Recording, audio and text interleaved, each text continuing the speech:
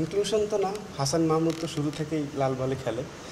মাঝে ওর একটু সমস্যা ছিল, একটু ইনজুরি ছিল, টুকটাক কারণে আসলে বাইরে গেছে। তার মধ্যে তাসকিন ভালো করা শুরু করেছে, এবাদত তখন ভালো করছিল, তো যে কারণে ও থার্ড অপশনে চলে গিয়েছিল, এই আর কিছু না।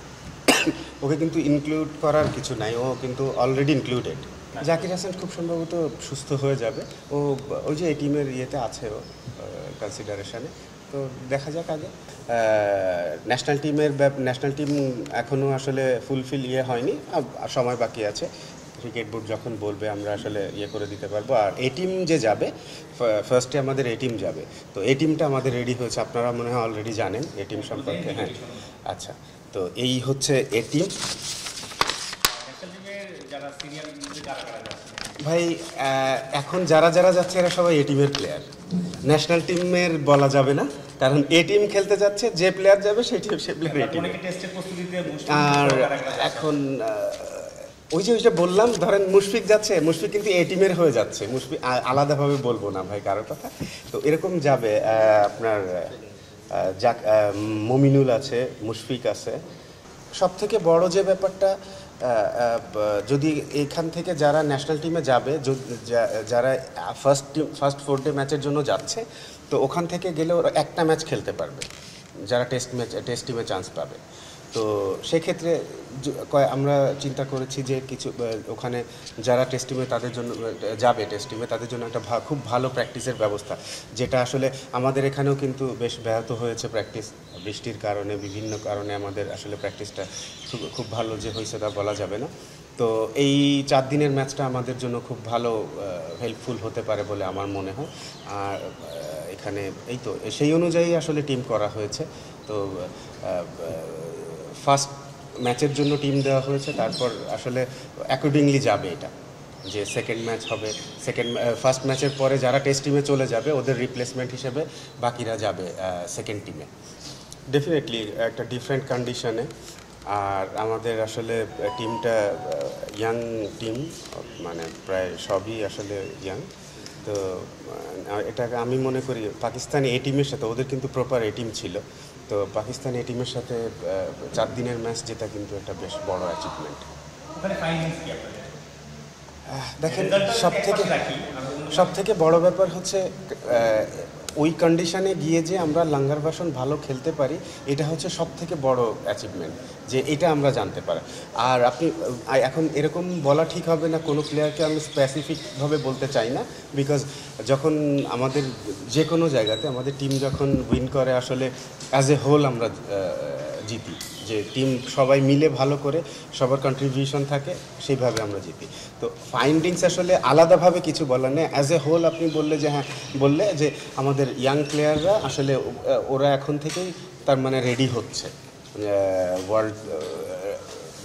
ওয়ার্ল্ড ক্রিকেটে, স্পেশালি টেস্ট ক্রিকেটে যে কোনো কন্ডিশনে গিয়ে যাতে ভালো খেলতে পারে তার জন্য তারা রেডি হচ্ছে, এটা একটা সব থেকে বড় পয়েন্ট। পাকিস্তান সফরটা তো আশা করি ভালোই হবে। আর তার থেকে বড় ব্যাপার যে আমাদের দিক থেকে যে গোছানোর ব্যাপার, ওই টিমটা তো কিন্তু আমাদের মিক্স আপ টিম। হ্যাঁ, যে তো ওখান থেকেও কিন্তু কিছু প্লেয়ার এখানে আছে, এরকম না যে ওখানে যে যারা আছে ওখানেই আছে। তো আসলে পারফরমেন্স দেখা হয়েছে, কিছু প্লেয়ারের আছে সুযোগ দরকার তাদেরকে সেইভাবে। তো যেহেতু আমাদের একসাথে 2-3টা এ টিমের খেলা পাওয়া যাচ্ছে, ইটস এ গ্রেট অপরচুনিটি আমাদের প্লেয়ারদের জন্য, যেমন ইয়াংদের জন্য, তেমন যারা আছে যে মানে মাঝপথে আছে তাদেরও প্র্যাকটিসের দরকার, তো সেসব প্লেয়ারদের জন্য। তো গড়ে গিয়ে আসলে আপনি আলাদাভাবে যদি ধরা হয় যে না, এখন এইচপি থেকে একজন নতুন প্লেয়ার যদি আনার দরকার হয় আমাদের, তো আমরা এই যে কারণে আমাদের ওইখানে কিন্তু বেশিরভাগ এইচপির প্লেয়ার ছিল অস্ট্রেলিয়াতে, এবং অস্ট্রেলিয়াতে আমাদের পরবর্তীতে খেলা আছে।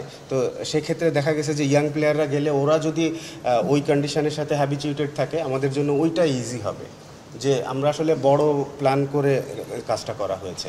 তো আর এই অস্ট্রেলিয়া যে এ টিম গিয়েছে, এইচপি টিম গিয়েছে, ওই এইচপি টিমের থেকেও কিন্তু আমাদের এখানে পাকিস্তানি টিমের প্লেয়ার যাচ্ছে পাকিস্তানের এই টিমের জন্য। তো এই আর কি। এইখানে খেলা দেখলেন তানজিম সাকিব, সাধারণত লাস্ট 1 বছর তিনি হোয়াইট বল ক্রিকেটেই বেশি মানে বাংলাদেশ দলের হয়ে খেলছেন। এর আগে অবশ্য লাল বলে তিনি ওয়েস্ট ইন্ডিজেও খেলে এসেছিলেন এই দলের হয়ে। তাকে লাল বলে কেমন দেখছিলেন লাস্ট ও ভালো প্লেয়ার, ভালো বোলার আনডাউটেডলি। আর আসলে ওর সুযোগ আসেনি লাল বলে খেলার, এই জন্য ওর খেলা হয়নি। বাট এমনি ওকে নতুন করে দেখার খুব একটা আহামরি কিছু নাই, এটা প্র্যাকটিসের জন্য। আসলে এটা তো আসলে প্র্যাকটিস ম্যাচই তো, যে একদম এখানে দেখে কিন্তু যে সিলেকশনের জন্য করা হয়েছে সেরকম আসলে না। কিছু কিছু ক্ষেত্রে তো দেখা হবেই, বাট এটা বেশিরভাগ ক্ষেত্রে হবে হচ্ছে এটা প্র্যাকটিসের জন্য।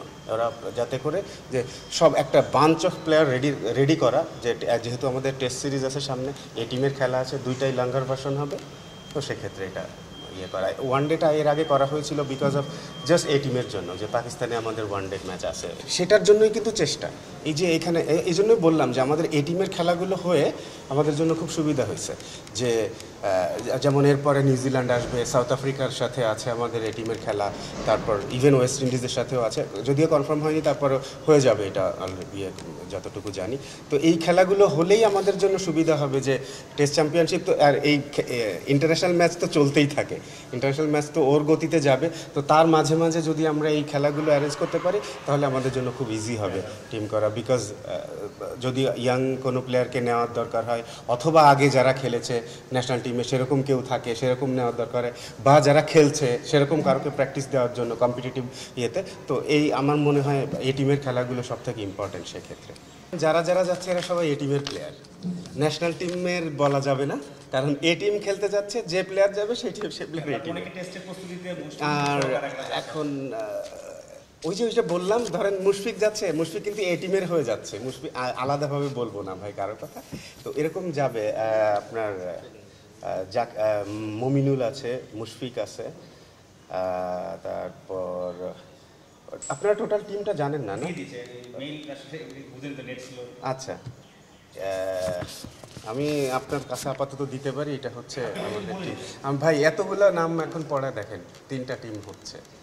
হ্যাঁ, ওভারঅল তাদের এই টিম আসলে দুইটা টেস্ট চ্যাম্পিয়নশিপে আমাদের এমনি অবস্থা ভালো না। তার আগে এই দলের 2-4 দিনের ম্যাচ, যেহেতু টেস্টের আগে কোনো প্র্যাকটিস ম্যাচ নেই, এই 2-4 দিনের ম্যাচে আপনাদের কি চান আসলে কি প্লেয়ারদের কাছে?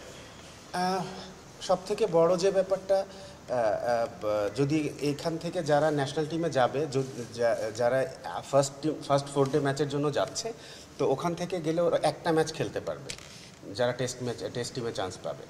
তো সেক্ষেত্রে আমরা চিন্তা করেছি যে কিছু ওখানে যারা টেস্ট টিমে তাদের জন্য যাবে, টেস্ট টিমে তাদের জন্য একটা খুব ভালো প্র্যাকটিসের ব্যবস্থা, যেটা আসলে আমাদের এখানেও কিন্তু বেশ ব্যাহত হয়েছে প্র্যাকটিস, বৃষ্টির কারণে, বিভিন্ন কারণে আমাদের আসলে প্র্যাকটিসটা খুব ভালো যে হয়েছে তা বলা যাবে না।